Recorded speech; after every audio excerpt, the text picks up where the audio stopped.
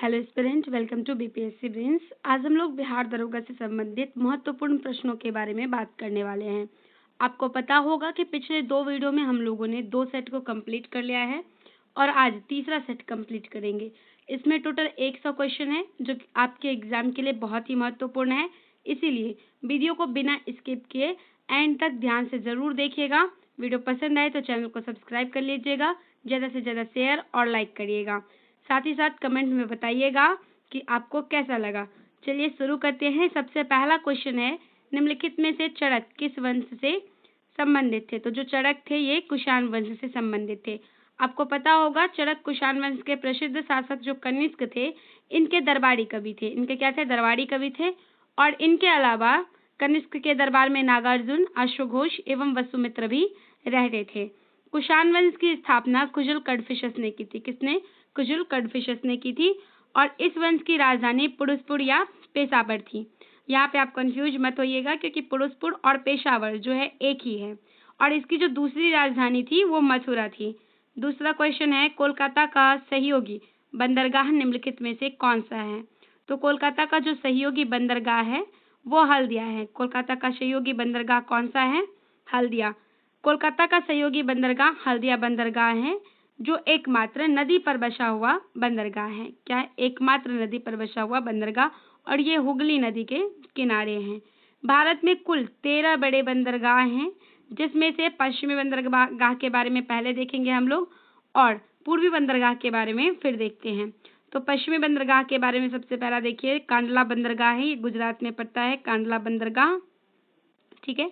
दूसरा है नहावा सोवा, महाराष्ट्र में पड़ता है। तीसरा है जवाहरलाल नेहरू बंदरगाह और तीसरा है मुंबई बंदरगाह। दूसरा नहावा सोवा और जवाहरलाल नेहरू बंदरगाह, तीसरा है मुंबई बंदरगाह। चौथा मारमा गोवा बंदरगाह, पांचवा मंगलौर कर्नाटक में पड़ता है और छठवां कोचीन बंदरगाह जो कि केरल में पड़ता है।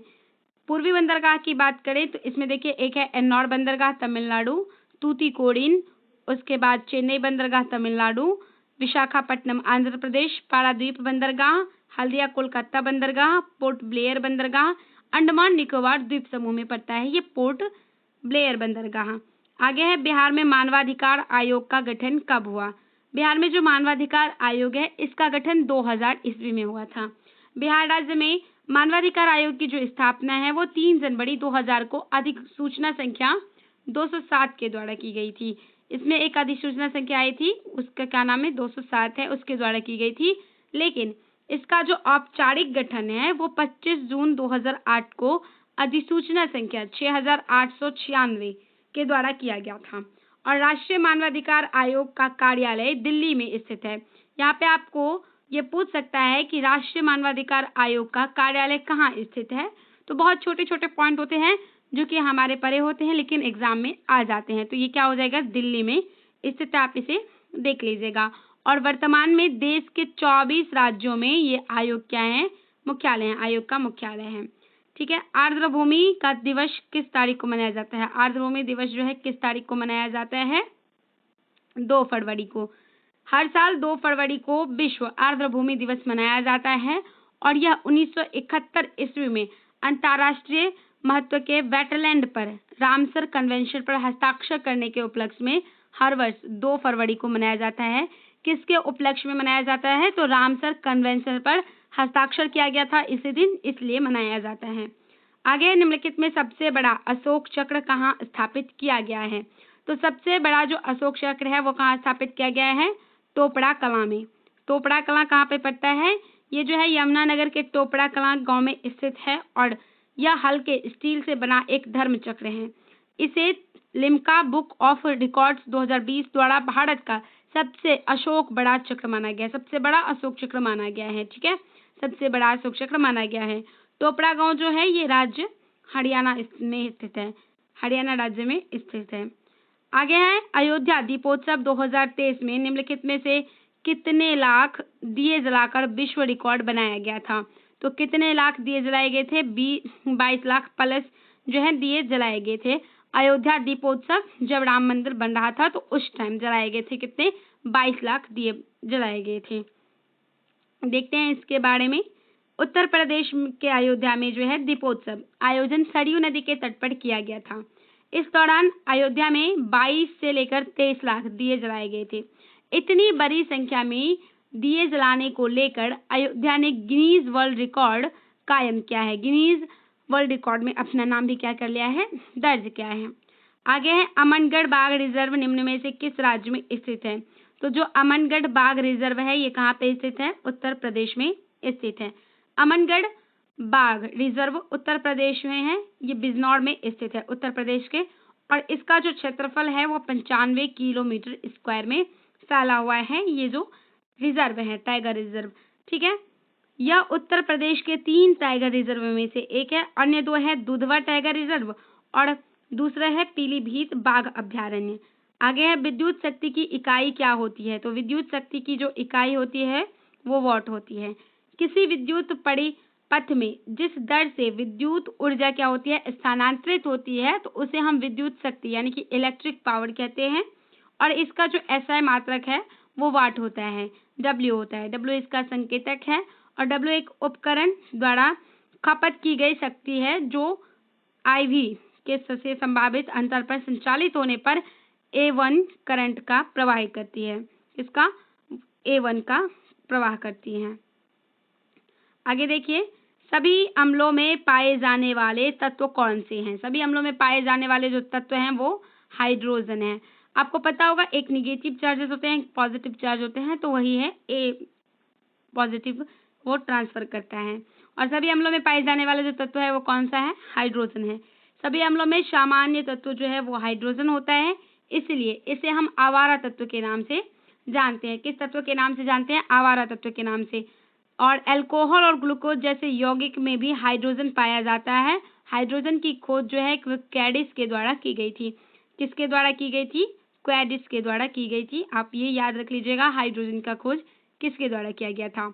आगे है उड़ीसा की बादाम पहाड़ी से कौन सा अयस्क उत्पादित किया जाता है? तो उड़ीसा के बादाम पहाड़ी से जो है कौन सा अयस्क? हेमेटाइट उत्पादित किया जाता है। उड़ीसा के मयूरभंज में स्थित बादाम पहाड़ की खदानें सोने एवं लोहे के अयस्क के खनन के लिए प्रसिद्ध हैं। बादाम पहाड़ में लोहे के उच्च श्रेणी के हेमेटाइट और अयस्क पाए जाते हैं। आगे है ज्वारनदमुख निम्न में से कौन सी नदी बनाती है? तो ज्वारनदमुख जो है कौन सी नदी बनाती है? ताप्ती। ताप्ती नदी, जिसे हम ताप्ती नदी कहते हैं, ठीक है, और यह भारत के मध्य भाग में बहने वाली एक नदी है जो नर्मदा नदी से दक्षिण में बहती है। ये जो ताप्ती नदी है कहाँ पे बहती है? नर्मदा नदी के दक्षिण में बहती है। और आपको पता होगा नर्मदा नदी जो है वो मध्य प्रदेश में बहती है। यह मुल्ताई पर्वत मध्य प्रदेश से निकलती है और खंभात की खाड़ी में गिर जाती है। प्रायद्वीपीय भारत में केवल नर्मदा, ताप्ती और माही नदी की मुख्य नदी है जो पूर्व से पश्चिम की ओर बहती हैं। ये 3 ही नदी ऐसी है जो क्या करती हैं? पूर्व से पश्चिम की ओर बहती हैं। आगे है सुंग वंश के शासन के बाद किस वंश ने शासन किया? तो सुंग वंश के शासन के बाद आपको पता होगा कण्व वंश ने शासन किया था। सुंग वंश के बाद कण्व वंश का शासन काल आया। सुंग वंश के जो संस्थापक थे वो पुष्यमित्र सुंग थे और इसके अंतिम शासक देवभूति थे। कण्व वंश के संस्थापक वसुदेव थे और अंतिम जो शासक थे वो सुशर्मा थे। शुंग वंश की राजधानी विदिशा और पाटलिपुत्र थी और कण्व वंश की राजधानी सिर्फ पाटलिपुत्र थी। आगे देखिए क्वेश्चन नंबर 13 है, एक ठोस बॉल का व्यास 4.2 सेमी और बॉल का घनत्व 8.9 ग्राम या सेंटीमीटर है, तो बॉल का द्रव्यमान ज्ञात करें। और ये मैथ का क्वेश्चन है, आप इसे खुद ही हल कर लीजिएगा, खुद ही क्या कर लीजिएगा? हल कर लीजिएगा। आगे देखिए DRDO द्वारा विकसित अस्त्र किस प्रकार की मिसाइल है? तो DRDO द्वारा जो विकसित अस्त्र है ये किस प्रकार की मिसाइल है? वायु से वायु में वार करने वाली मिसाइल है। DRDO द्वारा विकसित अस्त्र दृश्य सीमा से परे हवा से हवा में मार करने वाला प्रक्षेपास्त्र है। इसे 1 अप्रैल 2003 ईस्वी को विकसित किया गया था। इसकी परिचालन सीमा जो है वो 90 से 100 किलोमीटर सीधा एवं 20 किलोमीटर उल्टा यानी कि पीछा है। क्वेश्चन नंबर 15 है, निम्नलिखित में से प्रकाशिक तंतु किस नियम पर कार्य करते हैं? तो जो प्रकाशिक तंतु है ये किस नियम पर कार्य करते हैं? प्रकाश के पूर्ण आंतरिक परावर्तन पर कार्य करते हैं। प्रकाश तंतु एक ऐसी शक्ति है जिसके द्वारा प्रकाश सिग्नल को एक स्थान से दूसरे स्थान तक बिना प्रकाश की तीव्रता में परिवर्तन के पहुंचाया जाता है और यह प्रकाशिक तंतु पूर्ण आंतरिक परावर्तन पर कार्य करता है।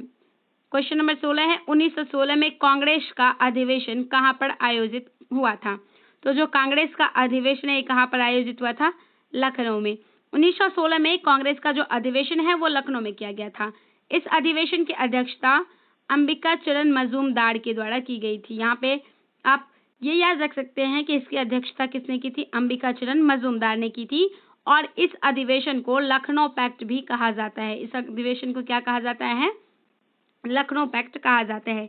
इसी अधिवेशन में जो गरम दल हैं और नरम दल हैं इनका बंटवारा हुआ। एक गरम दल बना और एक नरम दल जो है इस अधिवेशन में ही बना है। आगे है भीमराव अंबेडकर ने डिप्रेस्ड क्लास एसोसिएशन की स्थापना किस वर्ष की?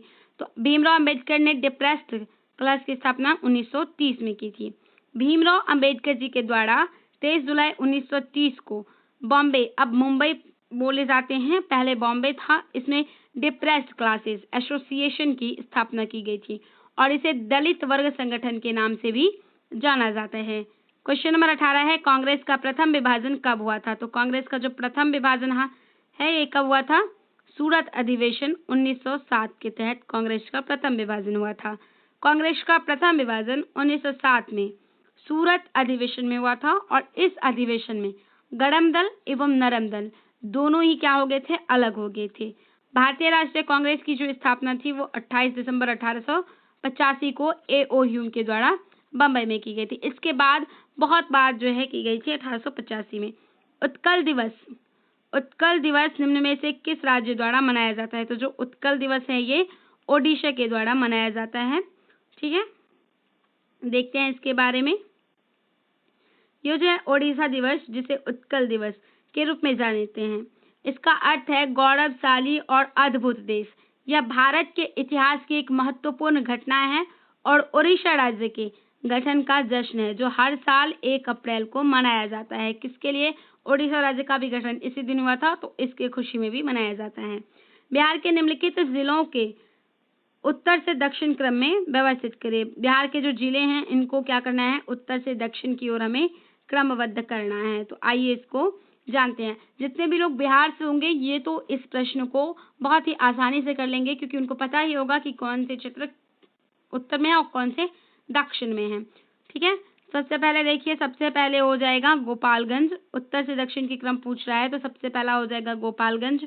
उसके बाद हमारा हो जाएगा सिवान, उसके बाद हो जाएगा बक्सर और रोहतास। उम्मीद है कि मैं आप लोगों को समझाने में सक्षम हो रही होंगी।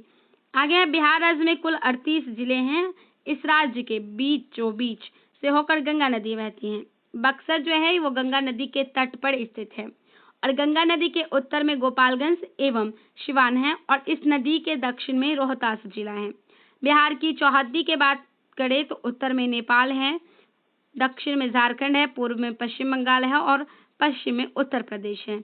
आगे देखिए, निम्नलिखित में से विषम चुने। निम्नलिखित में से विषम चुनना है, तो आइए विषम चुनते हैं। निम्नलिखित में से विषम क्या है? लोहार, दर्जी और बढ़ई ये एक ही काम करते हैं, लेकिन जो नाई है ये अलग काम करता है और ये क्या है? अलग है। आगे है नाई विषम है क्योंकि यह बाल काटने का कार्य करता है, जबकि अन्य सभी के द्वारा वस्तु का निर्माण ही किया जाता है। फर्नीचर, लकड़ी, रोटी, आगे क्या होगा इसके बारे में देखना है। तो फर्नीचर, लकड़ी, रोटी, आगे गेहूं हो जाएगा।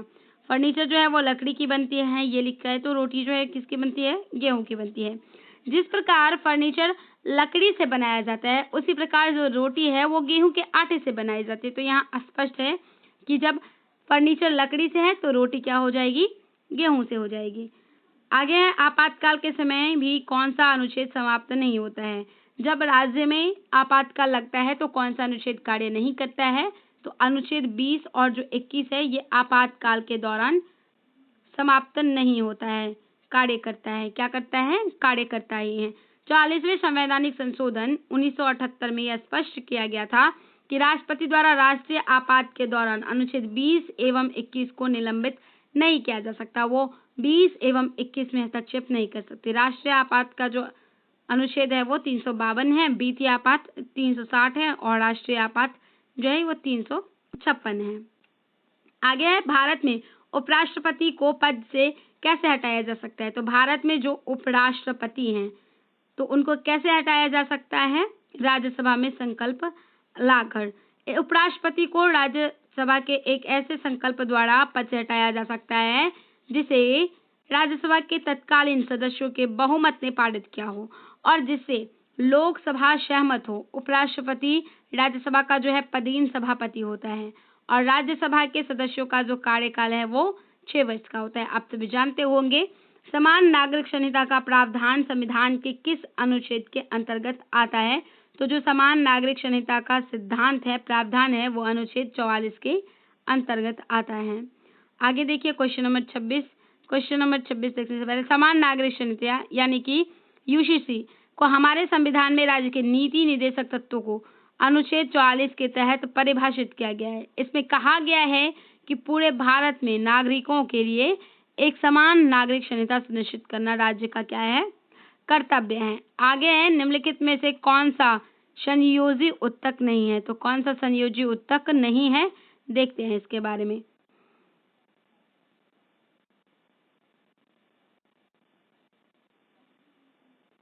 देखिए जो संयोजी उत्तक नहीं है वो कौन, ठीक है। तो आगे निम्नलिखित में से कौन सा संयोजी उत्तक नहीं है? तो संयोजी उत्तक कौन सा नहीं है? जो हार्मोन है ये क्या है? संयोजी उत्तक नहीं है। संयोजी उत्तक उसे कहा जाता है जो एक दूसरे का संयोजन करता है, जो एक दूसरे को जोड़ता है, उसे हम संयोजी उत्तक कह सकते हैं। जैसे कि रक्त, जैसे कि अस्थि, उपास्थि, हड्डी से हड्डी को लिगामेंट जोड़ता है और हड्डी से मांसपेशी को टेंडन जोड़ता है। तो यहाँ पे आप ये याद रख सकते हैं, जो हड्डी से हड्डी है उसको कौन जोड़ता है? लिगामेंट जोड़ता है और जो हड्डी से मांसपेशी है उसको टेंडन जोड़ता है, ठीक है। हार्मोन विभिन्न आंतरिक रूप से स्रावित यौगिक में से एक है, जैसे इंसुलिन या थायरॉक्सिन, जो अंतःस्रावी ग्रंथियों में बनता है। क्वेश्चन नंबर 27 है 14वां अखिल भारतीय पुलिस कमांडो प्रतियोगिता 22 जनवरी 2024 को कहाँ पर आयोजित हुआ था? तो ये जो है कुपुल्लुपादा विशाखापट्टनम में हुआ था। कहाँ पे? कुपुल्लुपादा विशाखापट्टनम में। 14वां अखिल भारतीय पुलिस कमांडो प्रतियोगिता कुपुल्लुपादा में आयोजित विशिष्ट माओवादी विरोधी बल और सभी वामपंथी उग्रवाद प्रभावित राज्यों के लिए एक रोल मॉडल ग्रे हाउंड है जो आंध्र प्रदेश राज्य में आयोजित किया गया था, ठीक है। समझ गए होंगे यह किसके लिए किया गया था? तो विशाखापट्टनम में इसका आयोजन माओवादी विरोधी बल और वामपंथी के लिए किया गया था। आगे लोकसभा अध्यक्ष के चुनाव की तारीख किसके द्वारा निर्धारित की जाती है? जो लोकसभा के अध्यक्ष का चुनाव होता है इसका तारीख कौन निर्धारण करता है? तो राष्ट्रपति जो है इनके तारीख का निर्धारण करते हैं। लोकसभा के अध्यक्ष का निर्वाचन लोकसभा के सदस्यों द्वारा किया जाता है और निर्वाचन की तिथि जो है वो राष्ट्रपति के द्वारा तय की जाती है। राष्ट्रपति के द्वारा निश्चित की गई तिथि की सूचना लोकसभा का महासचिव जो है वो सदस्यों को पहुंचाता है। आगे है कोयला भंडारण की दृष्टि से प्रथम स्थान पर कौन सा राज्य है? तो कोयला भंडारण की दृष्टि से जो प्रथम स्थान पर राज्य है वो झारखंड है, क्योंकि कोयला भंडार की दृष्टि से भारत का सबसे बड़ा राज्य वो झारखंड है। कोयला नगरी झारखंड में स्थित धनबाद को कहा जाता है। झारखंड में जो धनबाद है इसको क्या कहा जाता है? कोयला नगरी। झारखंड में जो धनबाद है इसको कोयला नगरी कहा जाता है। धनबाद में स्थित मारिया की खान एवं पश्चिम बंगाल में स्थित रानीगंज खान कोयले के लिए प्रसिद्ध हैं। भारत में सबसे पहले कोयला रानीगंज खादान से ही निकाला गया था। कहाँ से? रानीगंज के खादान से। आगे है सोशल कॉन्ट्रैक्ट निम्नलिखित में से किसके द्वारा लिखा गया? सोशल कॉन्ट्रैक्ट जो है ये किसके द्वारा लिखा गया है? रूसो के द्वारा। द सोशल कॉन्ट्रैक्ट फ्रांसीसी लेखक और दार्शनिक जीन जक्कू को खसो ने और 1792 ईस्वी में लिखा था, ठीक है। ये पुस्तक वाणिज्यिक समाज की समस्याओं के सामने एक राजनीतिक समुदाय स्थापित करने के तरीकों का वर्णन करती है। आगे है ताश के पत्तों में लाल पत्ती की रानी के नहीं रहने की संभावना कितनी रहती है? तो ताश के पत्ते में जो है लाल पत्ती की रानी की रहने की जो संभावना है वो 6/13 रही है। और ये जो है मैथ का क्वेश्चन आप इसे खुद देख सकते हैं क्योंकि हमारे पास टाइम बहुत कम है, इसलिए हम सीधे जीके जीएस से संबंधित महत्वपूर्ण जो बीवीआई क्वेश्चन है जो बहुत आते हैं जिन सब्जेक्ट से, उनको सबसे पहले कवर कर लेते हैं। इब्न बतूता भारत में किस सदी में आए थे? तो जो इब्न बतूता ये थे ये 14वीं सदी में आए थे। मोरक्को का रहने वाला था। कहाँ का? मोरक्को का रहने वाला था इब्न बतूता। ये एशिया के मार्ग से होते हुए भारत पहुंचा था। ये जो है 1330 ईस्वी में सिंध पहुंचा था और उस समय मोहम्मद बिन तुगलक दिल्ली का शासक था। मोहम्मद बिन तुगलक को पागल एवं सन की बादशाह नेता कहा जाता था, बादशाह बोला जाता था। ठीक है, आगे है निम्नलिखित में से कौन सा स्थान पूर्वी तट पर स्थित है? तो कौन सा स्थान पूर्वी तट पर स्थित है? तूतीकोरिन जो है ये कहाँ पे स्थित है? पूर्वी घाट पर, या तो आप बोल सकते हैं पूर्वी तट पर। तूतीकोरिन बंदरगाह तमिलनाडु राज्य में स्थित राज्य है, ये पूर्वी तट पर है। भारत का सबसे बड़ा कृत्रिम बंदरगाह चेन्नई तमिलनाडु में स्थित है और भारत का सबसे बड़ा बंदरगाह नहावा सोवा महाराष्ट्र राज्य में है। भारत का सबसे बड़ा बंदरगाह विशाखापट्टनम जो कि आंध्र प्रदेश में स्थित है। आगे है 8वीं अनुसूची में कौन सी भाषा को 92वें संविधान संशोधन 2003 द्वारा जोड़ी गई? तो किस भाषा को जोड़ी गई है? देखिए इसमें संथाली को जोड़ी गई। 8वीं अनुसूची के कुल भाषाओं की संख्या जो है पहले 14 थी, बाद में 8 भाषाओं को संविधान में जोड़ा गया, तो टोटल जो है कितना हो चुका है? 22 हो चुका है। ठीक है, 21वां जो संविधान संशोधन है ये 1967 में हुआ था और सिंधी को इसमें जोड़ा गया था। 71वां 1992 में हुआ था और इसमें नेपाली, मणिपुरी और कोंकणी को जोड़ा गया। 92वां संविधान संशोधन 2003 में हुआ जिसमें बोडो, डोगरी और मैथिली एवं संथाली को जोड़ा गया था। आगे क्वेश्चन नंबर 35 देखिए, योजना आयोग की स्थापना कब की गई थी? तो जो योजना आयोग है इसकी स्थापना कब की गई थी? 1950 को। इसकी स्थापना कब की गई थी? 1950 को। ठीक है, देखते हैं आगे क्या है। ठीक है, तो जो योजना आयोग है इसकी स्थापना 1950 को की गई थी, 15 मार्च को। और योजना आयोग के प्रथम अध्यक्ष पंडित जवाहरलाल नेहरू थे।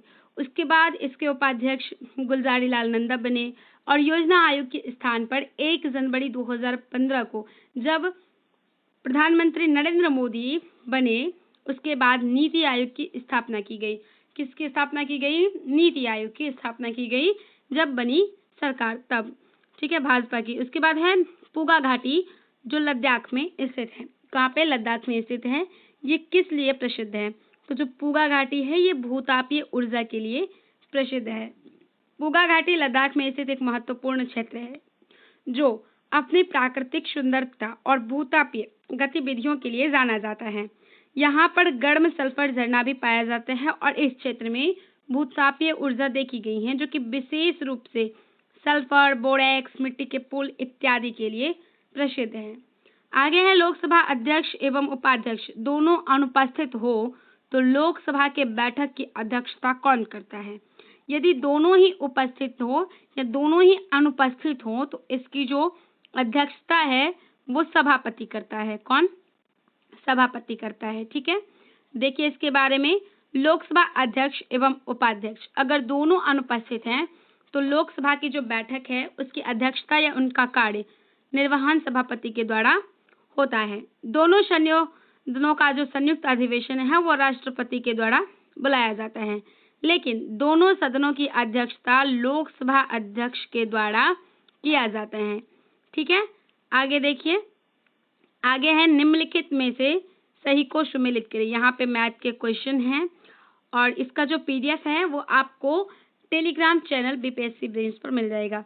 बीपीएससी ब्रेन्स का जो टेलीग्राम चैनल है वो डिस्क्रिप्शन में इसका लिंक दिया गया है, आप वहां से जाकर चैनल को सब्सक्राइब कर सकते हैं, जुड़ सकते हैं टेलीग्राम चैनल में। तो वहाँ पे आपको इन सारे के पीडीएफ मिल जाएगा। क्वेश्चन देख लीजिएगा मैथ का। यहाँ पे हम सिर्फ इन क्वेश्चंस को देखने वाले हैं। निम्नलिखित को सही सम्मिलित करें। भारत का संघ जो है ये किसके लिए है? भारत का संघ जो है ये प्रधानमंत्री के लिए। किसके लिए? प्रधानमंत्री के लिए भारत का संघ। राज्य, राज्यपाल। राज्य का कौन हो जाएगा? राज्यपाल हो जाएगा। ठीक है, राज्य का राज्यपाल। आगे देखिए, नगर निगम। नगर निगम जो है ये महापौर का हो जाएगा। किसका हो जाएगा? नगर निगम सरपंच और ग्राम पंचायत महापौर का। आप इसे खुद से एक बार देख लीजिएगा। भारत का संघ जो है वो प्रधानमंत्री, राज्य का राज्यपाल, नगर निगम का महापौर और ग्राम पंचायत का जो है वो सरपंच होता है। ठीक है, ग्राम पंचायत का कौन होता है? सरपंच होता है। अच्छे से एक बार देख लीजिएगा। आगे देखते हैं हम लोग। आगे है जीआई टैग को किस संस्था द्वारा दिया जाता है? तो जो जीआई टैग है वो किस संस्था के द्वारा दिया जाता है? WTO के द्वारा दिया जाता है। किसी भी प्रोडक्ट के लिए जीआई टैग हासिल करने के लिए आवेदन करना पड़ता है, ठीक है। और इसके लिए वहाँ उस उत्पाद को बनाने वाली जो एसोसिएशन होती है वो अप्लाई करती है। जीआई टैग उद्योग संवर्धन और आंतरिक व्यापार विभाग, वाणिज्य और उद्योग मंत्रालय के तहत भौगोलिक संकेत रजिस्ट्री द्वारा जारी किए जाते हैं। जैसे कि लीची को मिला है, बिहार में जो है मिथिला के मखाना को जीआई टैग मिला है, तो ये क्या है? एक प्रकार का भौगोलिक संकेत रजिस्ट्री है, ठीक है। यदि पुलिस को एकिलॉप लिखा जाता है तो राइटर को क्या लिखा जाएगा? तो ये आप देखिए, राइटर को क्या लिखा जाएगा दिखाते हैं। जिस प्रकार, यानी कि पुलिस है, पुलिस का जो पी है वो 1 से आते हैं क्यू 2 नंबर पे, उसके बाद 3 पे है एल और 4 पे है आई, 5 पे है सी, 6 पे है ए और यहाँ पे है एकिलॉप। इसको इसी प्रकार से उल्टा कर दिया गया है, तो आप नंबर भी देख सकते हैं इस प्रकार से हैं। तो राइटर जो है, राइटर को 1 2 3 4 5 6 लिखा जाता है, तो इसका उल्टा ये जो है RETIRW, इसको किस प्रकार से लिखा जाएगा? तो जितने भी अंक हैं उसको भी उल्टा कर दिया जाएगा, ठीक है। और इस प्रकार आपका जो सही आंसर है वो मिल जाएगा। आगे देखिए, आगे है बोस-आइंस्टीन कंडेंसेट में क्या होता है? बोस-आइंस्टीन कंडेंसेट में क्या होता है? यहाँ पे जो है बहुत कम गतिज ऊर्जा होता है। पदार्थ की 5वीं अवस्था जो है बोस-आइंस्टीन कंडेंसेट को कहा जाता है, और बोस-आइंस्टीन कंडेंसेट पदार्थ की वह अवस्था है, क्या है? पदार्थ की वह अवस्था है जहाँ पर क्या होता है? गतिज ऊर्जा कम होती है। वो अवस्था है जहाँ तब बनती है जब बोसॉन नामक कणों को परम शून्य यानी कि -273.15 डिग्री सेल्सियस के करीब ठंडा किया जाता है, तो पदार्थ की चौथी अवस्था ठोस, द्रव एवं गैस के बाद प्लाज्मा कहते हैं। गैस के बाद को क्या कहते हैं? प्लाज्मा को कहते हैं। बक्सर के युद्ध के समय दिल्ली पर किसका शासन था?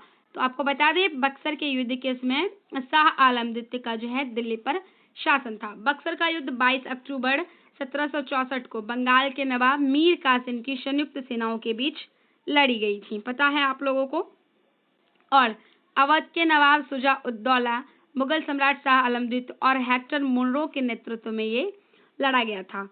प्लासी की लड़ाई 1754 में पश्चिम बंगाल में हुआ था। प्लासी जो है ये वहीं पे पड़ता है, एक जगह का नाम है और वहाँ पे ये हुआ था। आगे अध्यक्षात्मक सरकार की क्या विशेषता है? तो जो अध्यक्षात्मक सरकार है इसकी विशेषता है, यहाँ पे क्या होती है? स्वतंत्र कार्यपालिका होती। क्या है? स्वतंत्र कार्यपालिका। लोकतांत्रिक शासन व्यवस्था की अध्यक्षात्मक शासन प्रणाली में प्रायः राज्य का प्रमुख राष्ट्राध्यक्ष, सरकार कार्यपालिका का अध्यक्ष और अध्यक्षात्मक शासन प्रणाली में कार्यपालिका अपनी लोकतांत्रिक वैधता के लिए विधायिका पर निर्भर नहीं रहती हैं। आगे है निम्न आकृतियों में से विषम आकृति को चुनें। तो आप बहुत ही आसानी से विषम आकृति को चुन सकते हैं, ठीक है। क्या कर सकते हैं? चुन सकते हैं। यहाँ पे देखिए, सम आकृति भले ही ये ऊपर है, ये इस साइड से घुमा हुआ है और ये इस साइड से, और ये सीधे लाइन में है, लेकिन इन तीनों का जो देखिए ये वाला तीर है, तीर का निशान, ये सीधे है, ये क्या है? सीधे अवस्था में है। लेकिन आप इस चित्र को ध्यान से देखिए, यहाँ पे क्या किया गया है?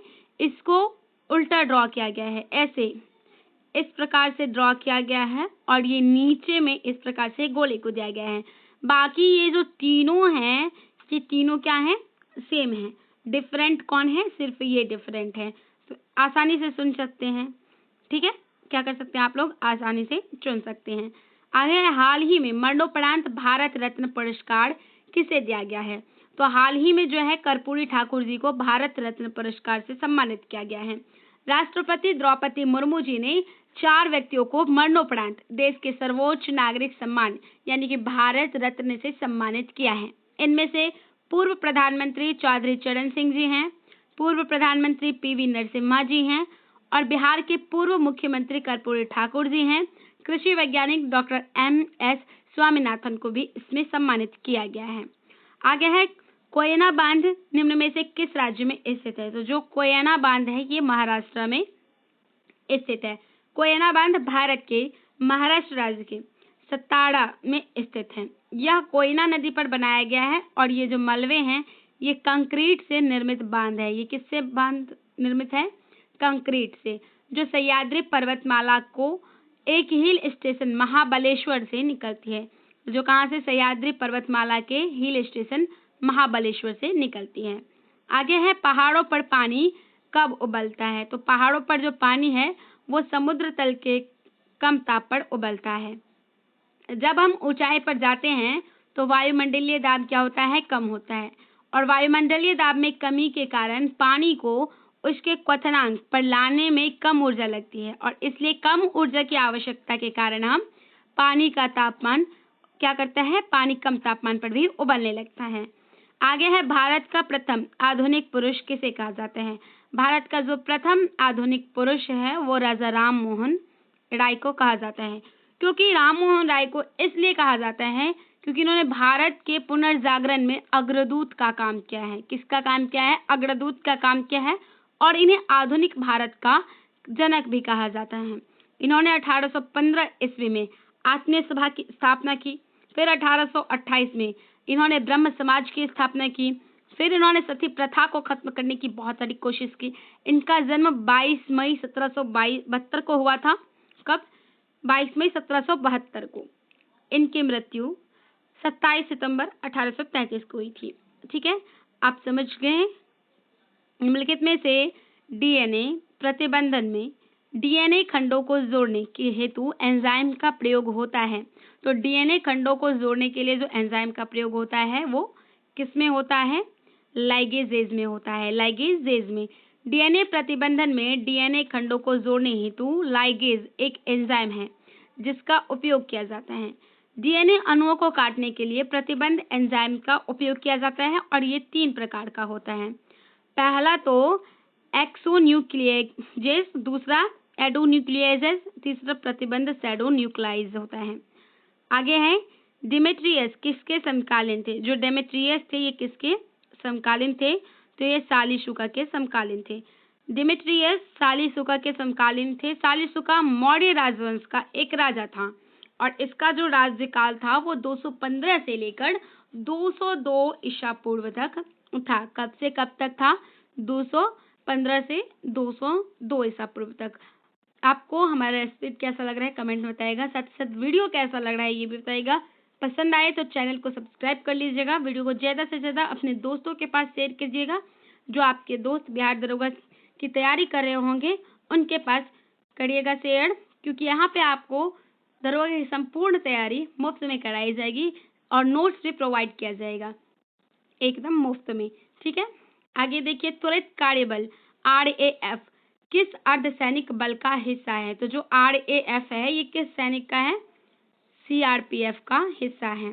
त्वरित कार्यबल यानी कि RAF रैपिड एक्शन फोर्स, इसका गठन 1992 में हुआ। अर्धसैनिक बलों में देश के कई अलग अलग फोर्स के जवान जो है शामिल होते हैं। इनमें मुख्य रूप से CRPF केंद्रीय रिजर्व पुलिस बल का हिस्सा है। आगे है समाजवादी विचारधारा किसे स्वीकार नहीं करती है? तो जो समाजवादी विचारधारा है ये निजी संपत्ति को स्वीकार नहीं करती है, क्योंकि जो समाजवादी विचारधारा है इसके अर्थ में यह विचार है कि जितना भी धन है, निजी संपत्ति है, उसको क्या करो? समूह में बांटो।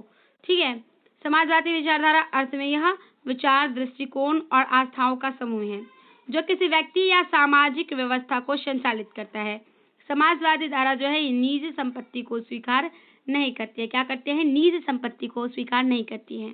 ये समाज में सहयोग को स्वीकार करती है। आपके पास अत्यधिक धन है तो समाज में जो गरीब लोग हैं उनमें भी प्रदान करो ताकि गरीब न रहे। तो इस प्रकार से होता है। अपनी ही जाति में विवाह करना क्या कहलाता है? अपनी ही जाति में विवाह करना जो है वो अंतर्विवाह कहलाता है। क्या कहलाता है? अंतर्विवाह। अपनी जाति से बाहर से विवाह करो तो उसे हम बहिर्विवाह कहते हैं। तो अपनी ही जाति में विवाह करना एक ही छोटे समूह के लोगों के बीच विवाह होता है, खासकर यदि वे करीबी रक्त संबंधी हो तो उसे हम अंतर्विवाह कहते हैं। ठीक है, आगे है पूंजीवादी अर्थव्यवस्था का मूल सिद्धांत निम्नलिखित में से क्या है?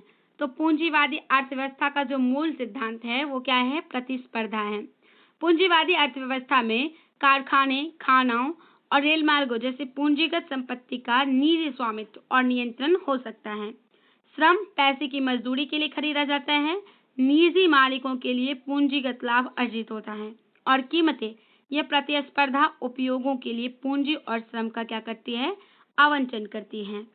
आगे देखिए, आगे है क्वेश्चन नंबर 56। निम्नलिखित में से विषम को चुनिए। तो यहाँ पे आपको फिर से क्या करना है? विषम को चुनना है। पैर टखना, ये क्या है? सुमेलित है। बाह कंधा, हाथ कलाई, लेकिन जो सिर और पेट है ये सुमेलित नहीं है, क्योंकि सिर और पेट दोनों अलग अलग अंग हैं, जबकि अन्य सभी अंग जो हैं ये क्या हैं? एक दूसरे से संबंधित हैं।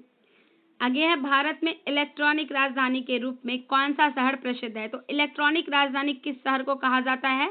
बेंगलुरु को इलेक्ट्रॉनिक शहर कहा जाता है, क्योंकि भारत के इलेक्ट्रॉनिक राजधानी या इलेक्ट्रॉनिक सिटी बेंगलुरु को कहा जाता है। बेंगलुरु शहर को सिलिकॉन वैली भी कहते हैं, क्योंकि केरल राज्य को साइलेंट वैली कहते हैं, और केरल राज्य को क्या कहते हैं हम लोग? साइलेंट वैली कहते हैं। आप लोग ये बहुत ही अच्छे से ध्यान रखिएगा। आगे है, मुगल काल में पूरे राज्य की वित्त व्यवस्था कौन सा अधिकारी देखता था? तो जो वित्त व्यवस्था है वो दीवान देखता था। मुगल काल में जो पूरे राज्य की वित्त व्यवस्था है वो कौन देखता था? वित्त विभाग का जो प्रधान दीवान ए आला था, यानी कि वजीर, वो देखता था। इसका नियंत्रण राज्य के राजस्व एवं वित्त पर था, और वजीर वेतन आदि मामलों के साथ साथ जो है सामानों का भी लेखा जोखा करता था। क्या करता था? सामानों का भी ये लेखा जोखा रखता था। आगे है, 2SO2 plus O2 equal to 2SO3 उष्माक्षेपी अभिक्रिया है तो क्या होगा? उच्च दाब होगा, उत्प्रेरक और निम्न दाब ताप होगा। ठीक है, व्यवस्था में देखिए उष्माक्षेपी अभिक्रिया है, ऑक्सीकरण में O2 जुड़ता है, उपज SO3 उच्च दबाव पर बढ़ जाएगा, तो कम तापमान और उच्च दबाव सल्फर डाइऑक्साइड से सल्फर ट्राइऑक्साइड में अधिकतम ऑक्सीकरण संख्या बढ़ा देगा। ठीक है, आगे है क्वेश्चन नंबर 60। मुंगेर जिले निम्न में से किस जिले की स्थलीय सीमा स्पर्श नहीं होती है? तो मुंगेर जिले से किस जिले की स्थलीय सीमा स्पर्श नहीं होती है? मधेपुरा की। किसकी? माधोपुरा की। ठीक है, मुंगेर जिले से बिहार राज्य में निम्न जिला अपनी सीमा बनाता है, तो जैसे कि जमुई, खगड़िया, लखीसराय, बेगूसराय और शेखपुरा जिला आता है। मुंगेर गंगा नदी के ये तट पर स्थित है। आगे देखिए, पूर्वी पश्चिमी गलियारा सिलचर को किससे जोड़ता है? तो ये किससे जोड़ता है? पोरबंदर से जोड़ता है। पूर्वी पश्चिमी गलियारा गुजरात, राजस्थान, मध्य प्रदेश जो है, उत्तर प्रदेश, बिहार, पश्चिम बंगाल, असम से होकर गुजरता है। स्वर्णिम चतुर्भुज का पूर्व पश्चिम गलियारा भारत में सिलचर और पोरबंदर शहर को जोड़ता है। आगे है, निम्नलिखित में से कौन सा कथन असत्य है? तो कौन सा कथन असत्य है? देखिए, मिश्रण दो या दो से अधिक पदार्थों को जो है रासायनिक संयोजन से बनाता है। मिश्रण जो है दो या दो से अधिक पदार्थों के रासायनिक संयोजन से बनता है, तो ये क्या है? असत्य, क्योंकि मिश्रण दो या दो से अधिक पदार्थों का एक भौतिक संयोजन है जो रासायनिक रूप से क्या होते हैं? जुड़े नहीं होते हैं। आगे क्वेश्चन नंबर 63 देखिए, 63 है, सैडल पीक किस द्वीप पर स्थित है? तो जो सैडल पीक है ये किस द्वीप पर स्थित है? उत्तरी अंडमान पर स्थित है। सैडल पीक उत्तरी अंडमान द्वीप पर स्थित है, और यह सैडल पीक राष्ट्रीय उद्यान द्वारा घिरा हुआ है। अंडमान द्वीप समूह की एकमात्र नदी कल्पोंग नदी है। यहाँ पे आप अंडमान द्वीप समूह की जो है एकमात्र नदी कल्पोंग नदी याद रखिएगा, क्योंकि हो सकता है पूछ दे, कुछ भी पूछ सकते हैं, इसीलिए। निम्नलिखित में से लैंगरहैंस द्वीप किस अंग का भाग है? तो जो लैंगरहैंस द्वीप है ये किस अंग का भाग है? ये अग्नाशय का भाग है। ठीक है, लैंगरहैंस द्वीप अधिकांश कशेरुकियों के अग्नाशय के भीतर स्थित अंतरस्रावी ऊतक के अनियमित आकार हैं। इनका नाम जो है जर्मन चिकित्सक के नाम पर रखा गया है। पॉल लैंगरहैंस जो है इनका नाम जिन्होंने पहली बार 1869 में इसका वर्णन किया था, और इन्हीं के नाम पर इसका नाम रखा गया है। आगे देखिए, प्रश्न श्रृंखला में प्रश्नवाचक चिन्ह के स्थान पर क्या आएगा इसके बारे में। थल सेना स्थल पे रहते हैं, उसके बाद नौसेना जो है ये जल में रहते हैं। जिस प्रकार थल सेना का संबंध स्थल से होता है, उसी प्रकार जो नौसेना है इनका संबंध जल से होता है और ये बहुत ही स्पष्ट रूप से आप कह सकते हैं। आगे है मिथाइल ऑरेंज के संदर्भ में निम्नलिखित में से कौन से कथन सत्य हैं? तो जो सत्य कथन हैं जैसे कि अम्ल में लाल, क्षरक में पीला। मिथाइल ऑरेंज C14H14N3NaO3S अम्लीय माध्यम में लाल रंग और क्षारीय माध्यम में पीला रंग दिखाता है। 3.1 से कम pH में यह लाल, 4.4 से अधिक pH में यह पीला और 5.1 के लिए pKa के साथ बीच में ये नारंगी प्रकार का होता है। आगे है लोकसभा में विपक्षी नेता का दर्जा प्राप्त करने हेतु कुल कितनी सीटें आवश्यक होती हैं? तो लोकसभा में विपक्षी नेता का जो दर्जा प्राप्त करने के लिए 10वां हिस्सा प्राप्त होना चाहिए। कौन सा हिस्सा? 10वां हिस्सा। विपक्ष का जो नेता है अगर वो लोकसभा में आना चाहता है तो उसे कम से कम कितना चाहिए? 10वां हिस्सा। सबसे बड़े राजनीतिक दल का संसदीय अध्यक्ष होता है, ठीक है, विपक्ष का नेता, जो सरकार में नहीं होते हैं, बशर्ते कि राजनीतिक दल के पास लोकसभा में कम से कम 10% सीट हो, अर्थात लोकसभा की सीटों का 10वां हिस्सा होना ही आवश्यक है। लोकसभा का विघटन जो है वो यहाँ पे याद रखने योग्य बात है कि राष्ट्रपति के द्वारा मंत्रिपरिषद की सलाह पर किया जाता है। राष्ट्रपति अपने मन से यूं ही नहीं कर देते बल्कि उनको मंत्रिपरिषद का सलाह लेना पड़ता है और उसके बाद ही ये इसका विघटन करती हैं। आगे है अंतर्राष्ट्रीय न्यायालय में न्यायाधीशों की कुल कितनी संख्या है? तो अंतर्राष्ट्रीय न्यायालय में जो न्यायाधीश हैं उनकी संख्या 15 है, क्योंकि अंतर्राष्ट्रीय न्यायालय में न्यायाधीशों की संख्या 15 है। अंतर्राष्ट्रीय न्यायालय संयुक्त राष्ट्र का प्रधान न्यायिक अंग है और यह संख्या 5 मुख्य अंगों में से क्या है? एक है। अगला देखिए क्वेश्चन नंबर 70 क्या है? क्वेश्चन नंबर 70 देखते हैं।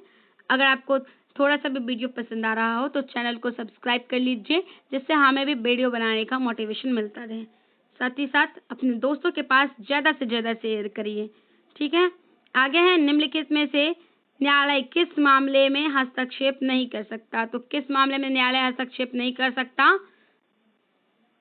पंचायती में सीटों का आवंटन में भी और चुनावी क्षेत्र के परिसीमन में भी क्या कर सकता है? हस्तक्षेप नहीं कर सकता है, ठीक है।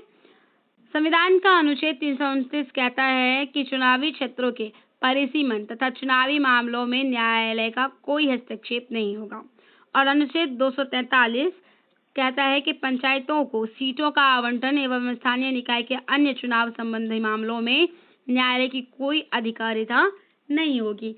आगे है अनुच्छेद 21 किससे संबंधित है? तो जो अनुच्छेद 21 है ये किससे संबंधित है? प्राण एवं दैहिक अधिकार से संबंधित है। किससे? प्राण एवं दैहिक अधिकार से, ठीक है। प्राण एवं दैहिक स्वतंत्रता का संरक्षण का जो अधिकार है ये अनुच्छेद 21 है।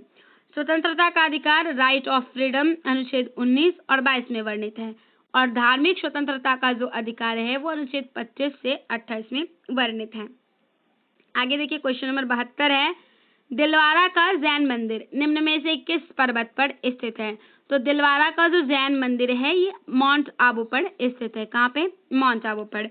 दिलवारा का जो जैन मंदिर है ये माउंट आबू राजस्थान में स्थित है। ये मंदिर 5 मंदिरों का एक समूह है। क्या है? ये 5 मंदिरों का एक समूह है।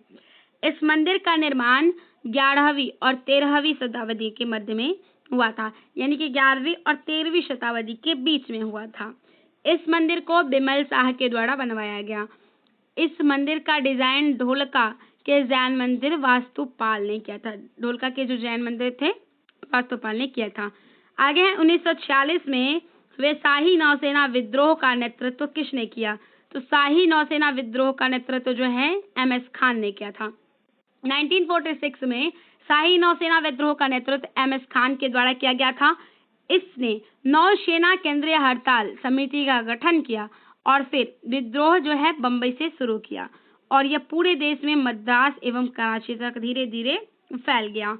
मेजर ध्यानचंद खेल रत्न से सम्मानित खिलाड़ी चिराग चंद्रशेखर शेट्टी का संबंध किससे? खेल से है। तो जो चंद्रशेखर शेट्टी है इनका संबंध बैडमिंटन से है। मेजर ध्यानचंद खेल रत्न से सम्मानित खिलाड़ी चिराग चंद्रशेखर शेट्टी का जो संबंध है वो बैडमिंटन से है। ध्यानचंद ट्रॉफी का संबंध हॉकी से है, जो कि हॉकी में जादूगर मेजर ध्यानचंद के नाम पर चालू किया गया था। हॉकी में कौन थे ये? जादूगर थे कौन? मेजर ध्यानचंद जी। फ्रांस और संयुक्त अरब अमीरात के साथ भारत ने कौन सा युद्धाभ्यास आयोजित किया है? तो फ्रांस और अरब के साथ भारत ने जो है डेजर्ट नाइट अभ्यास शुरू किया है। भारत, फ्रांस और संयुक्त अरब अमीरात ने अरब सागर के ऊपर डेजर्ट नाइट नाम से एक प्रमुख हवाई युद्ध अभ्यास किया है। ये जो है 23 जनवरी 2024 को आयोजित संयुक्त अभ्यास रणनीतिक जलमार्गों में वाणिज्यिक जहाजों को निशाना बनाने वाला हौथी आतंकवादियों पर बढ़ती वैश्विक चिंताओं की पृष्ठभूमि में आता है। आगे है LLM यानी कि लार्ज लैंग्वेज मॉडल को रोवर AI कंपनी ने किस नाम से विकसित किया है? तो किस नाम से विकसित किया है? भारत GPT के नाम से विकसित किया है। LLM लार्ज लैंग्वेज मॉडल को रोवर AI कंपनी ने भारत GPT नाम से विकसित किया है। ब्लड प्रेशर को किस से व्यक्त किया जाता है? तो ब्लड प्रेशर को जो है किससे व्यक्त किया जाता है? सिस्टोलिक या डायस्टोलिक से ब्लड प्रेशर को व्यक्त किया जाता है। मनुष्य का जो ब्लड प्रेशर वो 120/80 होता है। अगर किसी का ब्लड प्रेशर इससे ज्यादा होता है तो उसमें क्या होता है? धड़कन तेज हो जाता है।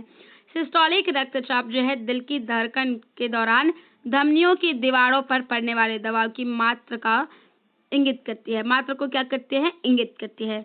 और जो डायस्टोलिक है ये रक्तचाप दिल की धड़कनों के बीच धमनियों की दीवारों पर पड़ने वाले दबाव की मात्रा को इंगित करता है। आगे है दूसरी सबसे बड़ी पाचन ग्रंथि कौन सी होती है? दूसरी सबसे बड़ी जो प्राचीन ग्रंथि है, पाचन ग्रंथि, वो कौन सी होती है? अग्नाशय होती है। दूसरी सबसे बड़ी जो पाचन ग्रंथि है वो अग्नाशय है।